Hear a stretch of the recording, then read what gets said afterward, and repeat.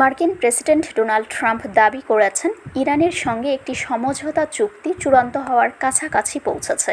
এ কারণে তিনি টানা তৃতীয় দিনের মতো ইরানের বিরুদ্ধে পরিকল্পিত নতুন হামলা বাতিল করেছেন।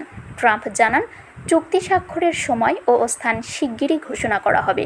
এর আগে তিনি ইরানকে কঠোরভাবে আঘাত করার হুঁশিয়ারি দিয়েছিলেন এবং দেশটির গুরুত্বপূর্ণ খার্গ দ্বীপসহ তেল স্থাপনার নিয়ন্ত্রণ নেওয়ার কথাও বলেছিলেন। তবে তেহরান থেকে আল জাজিরার প্রতিবেদনে বলা হয়েছে, যুক্তরাষ্ট্রের প্রস্তাবিত সমঝোতা স্মারক এখনও ইরানের শীর্ষ নেতৃত্বের বিবেচনায় রয়েছে। চুক্তি হতে পারে, তবে কবে হবে তা নিয়ে তিনি এখনও নিশ্চিত নন।